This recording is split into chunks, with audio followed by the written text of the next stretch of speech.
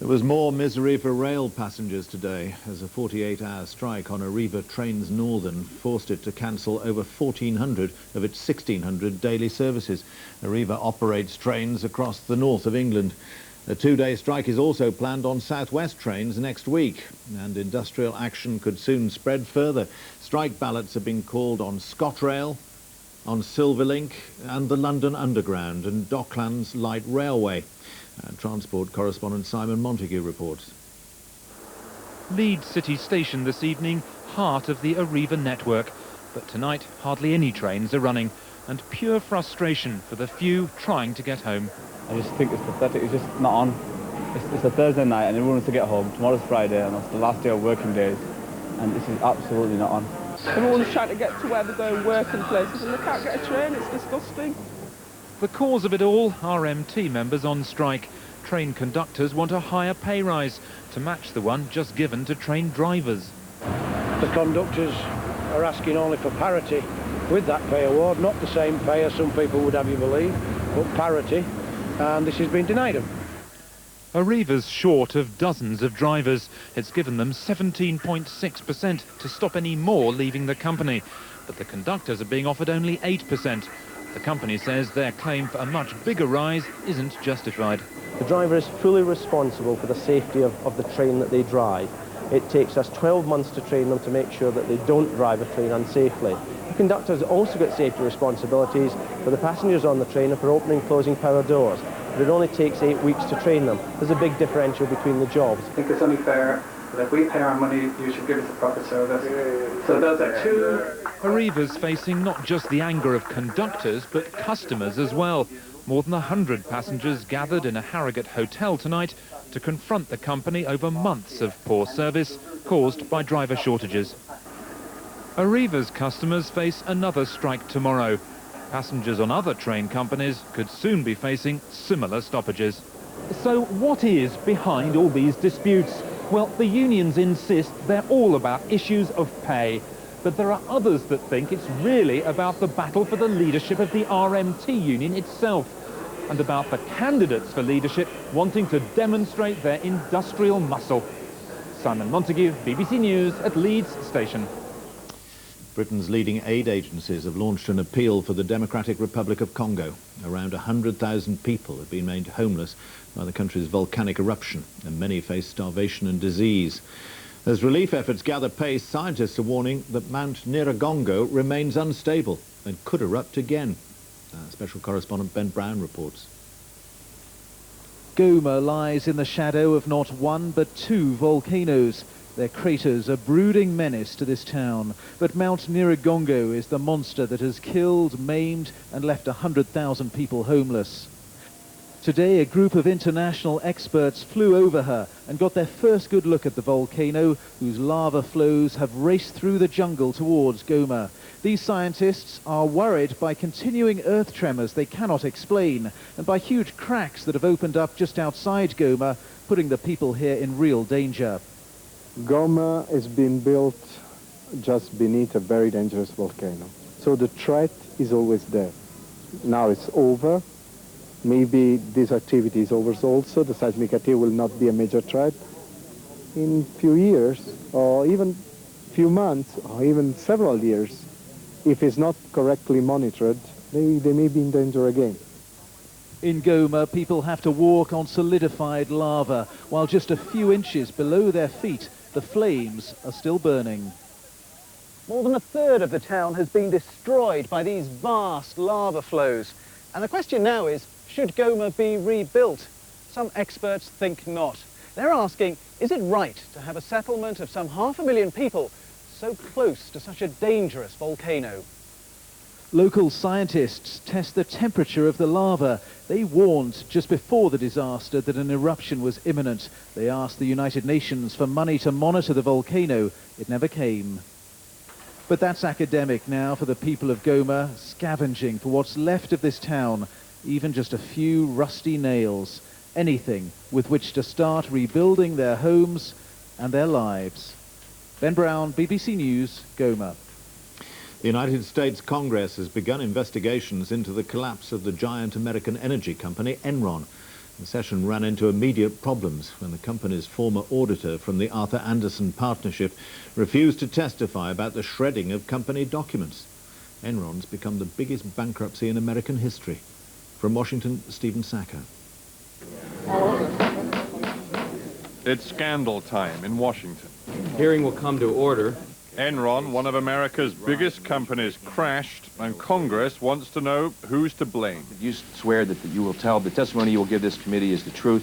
First in the firing line, David Duncan, executive with accountants Arthur Andersen. He supervised Enron's books. He also happens to have shredded thousands of valuable documents concerning Enron's finances. Enron robbed the bank. Arthur Andersen provided the getaway car, and they say you were at the wheel. After that opening thrust, the killer question.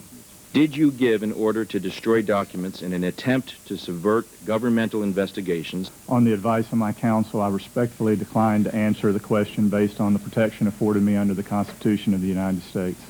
Next question came, same answer. Clearly, Mr. Duncan wasn't going to talk. I'm disappointed to hear that. Others did talk, though, including one Arthur Andersen executive who confirmed there had been wholesale shredding as the Enron scandal closed in. After that meeting, an extensive document destruction and email removal process resulted. These hearings will go on for weeks, but the sense of outrage is already obvious. If crimes have been committed, it is my fervent hope that those responsible will see the inside of a jail cell. Chilling words, perhaps, for this man, Ken Lay, Enron boss and longtime financial backer of President Bush. He's just resigned. The paper trail, or shredded paper trail, is being investigated by the FBI as well as Congress. It could all get very messy. This congressional investigation could have far-reaching consequences for all of corporate America. Enron and Arthur Andersen say they stayed within the rules that govern American business.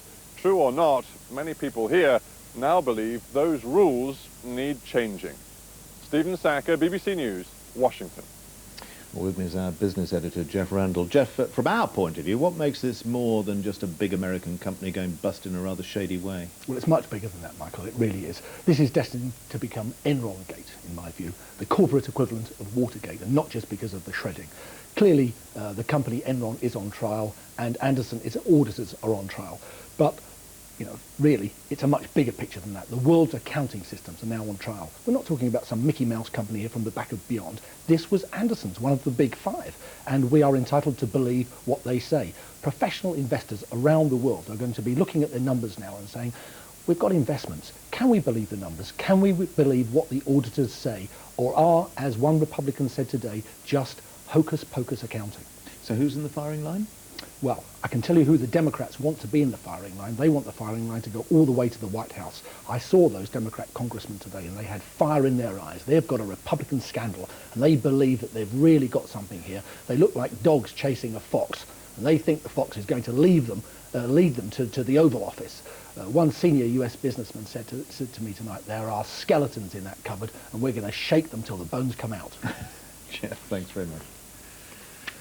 Northern Ireland's most senior policeman has been meeting relatives of the victims of the Omagh bombing. Sir Ronnie Flanagan rejects the police ombudsman's report that there was a failure of leadership during the investigation, but admitted that errors had been made. He was asked if the inquiry was as thorough as it should have been. Absolutely not. How could anybody ever say that? Of course there were mistakes made, of course there were errors, and of course there are things that we could have done better and could have done differently. What I can say is that none of those errors, none of those shortcomings have led to any diminution in the prospects of bringing people to justice. An American man captured by American forces in Afghanistan has appeared in a United States court. John Walker Lind, a 20-year-old Californian, is accused of conspiring to kill Americans and of helping al-Qaeda terrorists. His family say he's innocent. Back on American soil in the grip of the FBI, American Taliban John Walker Lind, shackled hand and foot. He's returned to face charges of conspiring to kill Americans and of providing support for the al-Qaeda network. If found guilty, he'll face the rest of his life in prison. His story has bewildered the country. A 20-year-old Taliban soldier determined, it's alleged, to fight a holy war against his countrymen. But a very different young man appeared in court, his hair closely cropped, his beard shaven off. Asked if he understood the charges leveled against him, his reply was almost sheepish. Yes, he said, I do. Thank you. We're very grateful. His parents were at the courthouse, the first time they'd seen their son since his Taliban adventure began. John loves America. We love America. John did not do anything against America. John did not take up arms against America. He never meant to harm any American, and he never did harm any American. But at least their son got his day in court, which there's no guarantee of for the 3 Britons held on Guantanamo Bay. The Foreign Secretary said he'd prefer to see them tried in Britain, but it's the Americans who'll decide. Nick Bryant, BBC News, Washington. A former Lebanese Christian militia leader blamed for the massacres of Palestinian refugees in Beirut 20 years ago has been killed by a car bomb. Eli Hobeika and 3 bodyguards died in the explosion in Beirut. Israel has denied any involvement. Eli Hobeika died as he'd lived. The man accused of murdering hundreds was himself killed in a massive car bomb attack. There were many in Lebanon who'd like to have seen Hobeika dead. The Lebanese government didn't wait for an inquiry, but immediately blamed Israel. I think Israel, and Sharon in particular, is behind it, because Hobeika had evidence of the involvement of Sharon in the Sabra and Shatila massacres. Just 2 days ago, Hobeika confirmed he would testify before a Belgian court investigating Mr. Sharon's role in the massacres. These last pictures of Hobeika were filmed by a Belgian politician who says the timing of the murder is puzzling. His role in politics was minimal at the moment. He was not elected. He was isolated. And if they would have killed him, they could have killed him for the last 10 years. So why now exactly? Eli Hobeika became notorious when he led his Christian militia into the Palestinian camps of Sabra and Shatila in 1982. His men were allowed in by Israel's Defense Minister Ariel Sharon, who wanted them to root out Palestinian guerrillas. But what followed was an orgy of killing. When I secretly recorded Hobeika in Beirut, I put to him directly the charge that he was a war criminal. You are a mass murderer who is lying to avoid being brought to justice. Which justice? International justice. I am not afraid of international justice. Ariel Sharon has always said Hobeika and his men bear sole responsibility for the massacre. But an Israeli inquiry found Sharon indirectly responsible, and he was forced to step down as defense minister. Tonight, the man who is now Israel's prime minister emphatically denied any role in Hobeika's murder. We have no link to this subject at all, and this is not worthy of comment, he said. Eli Hobeika made many enemies. In his day, he worked for Israeli and Syrian intelligence. He was a man with many secrets. They've gone with him to the grave. Fergal Keane, BBC News. Ryanair, the Irish low-cost airline, has placed an order to buy 100 new Boeing 737-800 aircraft, with options for a further 50 if required. It's the largest ever single order for the 737. Slump in air travel? What slump? While the big carriers suffer, these queues at Stansted Airport are apparently normal. Ryanair is pretty busy. They've kept their numbers up pretty high. Ryanair needs 150 new planes because it believes passenger numbers are going to triple in a decade. Despite terrorist attacks, cheap tickets are prompting travellers to make trips they wouldn't have even thought of in the past. The low-cost airlines are all winning new business. Last year, Ryanair flew more than 7 million people, an increase of 34%. EasyJet carried 7.6 million, up 28%. And Go pulled in 4 million passengers, an extra 48%. Announcing today's order, Ryanair's chief executive Michael O'Leary insisted much of his company's growth was down to the number of passengers switching from more established airlines. You'll never go back, because in reality, why would you want to waste that £250 for what? A free glass of champagne? And to be stuck in crowded airports like Heathrow and Charles de Gaulle? They don't go back. And to make money, the new airlines follow the golden rules. When the plane's empty, sell the seats dirt cheap. When it's full, put the price up. When it's on the ground, get it back into the air as quickly as possible. They also fly into smaller airports for their cheaper landing charges and plentiful slots. EasyJet's just moved into Liverpool Airport. The emergence of the low-cost carriers has completely turned the market upside down. And what they're looking for is an airport that can offer an efficiency of operation. The aircraft here can be turned around in 20 minutes. In buying so many aircraft, Ryanair's Michael O'Leary is effectively placing a $9 billion bet that low-cost operators will, in 10 years' time, be as profitable as they are now. Tom Simons, BBC News, Stansted Airport. Football and Aston Villa's manager John Gregory has resigned unexpectedly tonight after 4 years with the team. Villa, currently 7th in the Premiership, said Gregory wanted to take a break from soccer to consider his future. So, another victim of the pressures of the Premiership. John Gregory's resignation was far from expected, but it seems Aston Villa's recent FA Cup defeat by Manchester United, after squandering a 2-goal lead, ultimately proved the final straw. It's all a far cry from his arrival at Villa Park in 1998, in which Gregory led his side to the top of the Premiership and was touted as a future England manager. But although he guided Villa to the 2000 FA Cup final, major honours proved elusive, the focus more often on his volatile relationship with chairman Doug Ellis, notably over money for players. Ellis, though, described tonight's parting as amicable, saying Gregory wanted a break from the managerial strains. Certainly Villa are hardly struggling, a respectable 7th in the Premiership table, and so Gregory's surprise decision leaves many questions still to be answered. Andy Swiss, BBC News. Bill McLaren, the BBC's voice of rugby union, is to retire. He first began broadcasting in 1952, and now, aged 79, he says his final international match will be Wales against Scotland in April. Daniela Relf reports. Oh, did he knock it forward? He may have done, but the referee didn't see it. Bill McLaren has provided the commentary for virtually every big rugby production. He's been the voice of his sport. Can he get to the line? Erwin, can he score? You get a tremendous thrill out of the whole thing, and of course I'll miss it. It'll be awful. Not only that, but I'll have to do far more of washing and drying dishes and doing the blinking hoovering. Scotland's victories have given him the greatest pleasure. Danger could be there first, it's a try! And never more so when they were wins over England. And Scotland have won a famous victory. He displays passion and pride, and you would never know that he's really cheering for Scotland at the same time. And for me, the first time I met him, I remember thinking, oh, that's the voice, you know, and he spoke to me, young Carling, and you're thinking, wow. At times, though, the commentary did little to save a player's embarrassment.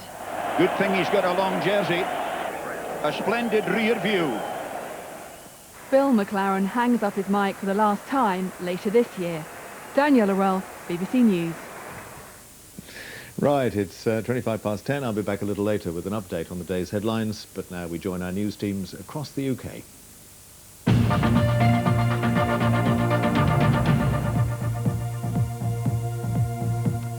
Good evening, I'm Martin Henfield. Rail passengers in the northwest are bracing themselves for another day of disruption as the strike by 600 guards working for Arriva Trains heads towards its second day. The company only managed to run a handful of its 1,600 services today, with more problems expected over the next 24 hours. Our transport correspondent Colin Sykes reports. There are no Northern Arriva trains running in the region tonight. Throughout the day, only one service was still intact. The Manchester to York trains were running on a skeleton timetable. Commuters found themselves having to find alternative routes. Yeah, I've had to actually get up early this morning just to try and catch the early train into work. I've had a lot of trouble from work as well, saying that I had to catch alternative routes to work rather than catch a bus or a coach or something. Well, I think they've got a point, but obviously it's the knock-on effect is the customer, and at the end of the day, customer service should come above that. I was meant to go on the 12 minutes past 8, but that was cancelled, so this is the first train we can get today, and I'm going to have to leave early this afternoon. The dispute is about money. Arriva awarded its drivers nearly 18% in a bid to stop them leaving to join other companies. Now conductors have rejected an 8% offer. They claim pay differentials have been severely eroded by the drivers' settlement. Both sides in this dispute say they're willing to talk, but at the moment there's no sign of that happening. The strike will continue tomorrow, leaving passengers to rely on other services or make alternative arrangements. And there's a prospect of more strike action, with a 48-hour dispute looming in early February. Staff at Tatton Park in Cheshire are stepping up patrols tonight after the estate's historic herd of deer was attacked by hunting dogs. A number of animals have been killed, and it seems the attacks were no accident. Estate managers believe the dogs have been trained to kill the deer for sport. Stuart Flinders reports. The carcasses of 5 deer were found littered around the park this morning. These animals almost certainly have been attacked and killed by dogs. I can only assume it's been done for some kind of perverse pleasure in watching dogs overpower and kill these animals. The indications on the carcass show that these dogs knew exactly what they were doing. They've killed which part of the body to attack? Exactly, they've killed them by the throat. One body was found in the mere. The animal had probably escaped the yapping dogs by dashing into the water, only to die from the shock of the cold. 2 other carcasses were found last week. Tim, it's a massive place this. How do you stop people getting into the park at night time? We secure our boundaries and entrances at night, and the whole estate is enclosed by walls and fences. We're determined to stamp this out, and we will work through the night if necessary. Other National Trust properties with herds of deer, Lyme Park and Dunham Massey, are on alert. Hundreds of people have tonight been expressing their concern about plans to build a new racecourse, including stands for 20,000 spectators near Worsley in Greater Manchester. 300 residents attended a meeting at St Mark's Parish Church.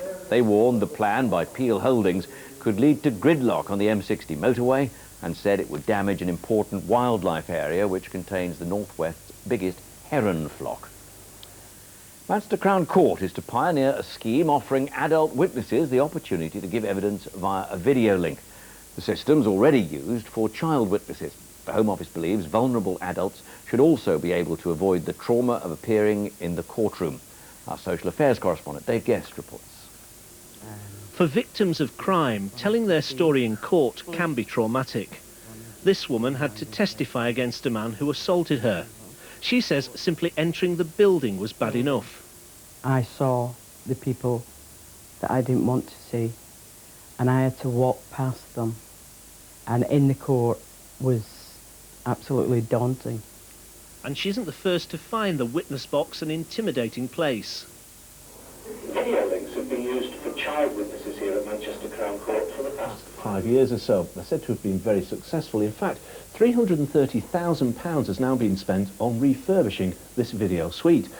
And from July, the service will be available to vulnerable adult witnesses too. How do you find it? Judge Tony Hammond tries out the system with Home Office Minister Keith Bradley. The judge is convinced the video links will persuade vulnerable witnesses to give their evidence effectively. The most obvious are the women who've been the subject of a rape or a serious indecent assault. They already are very distressed by the proceedings.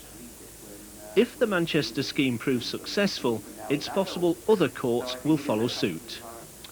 Sailor from Lancashire has helped make history as part of a team which has climbed 2 unconquered peaks in Antarctica.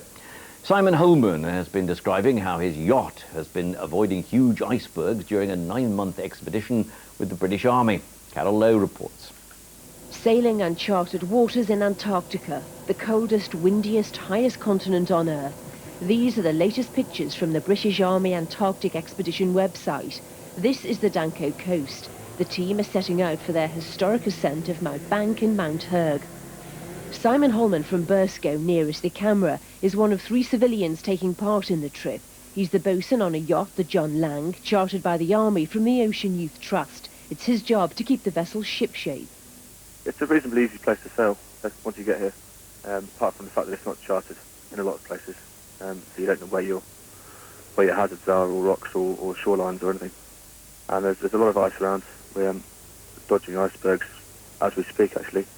The team has sailed 20,000 miles to explore the glaciers and mountains of the coast of the Antarctic Peninsula. It's summer here and the temperature is -4. The team return home in June. Not so cold tonight. Be clear and frosty at first, but some rain and snow will spread across the region from the southwest by dawn. Temperatures down to -1. Heavy and prolonged rain tomorrow with a rapid thaw of any snow, top temperature 8. Well, that's it from us. Back now to London and to Michael Burke. From us, good night.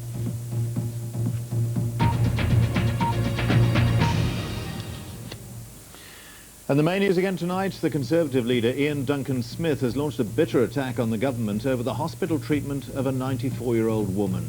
He accused ministers of lying about the case of Rose Addis and smearing her family. Tony Blair has defended the doctors and nurses of the hospital. Newsnight starting now over on BBC Two, but from the 10 o'clock news, good night.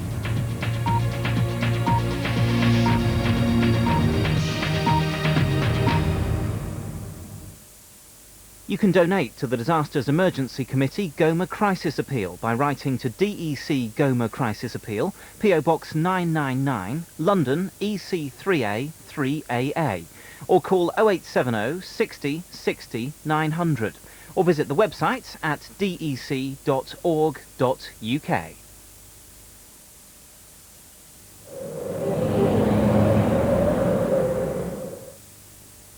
Good evening. There's some snow on the way for some of us in the next 24 hours. The highest risk for Scotland and northern England.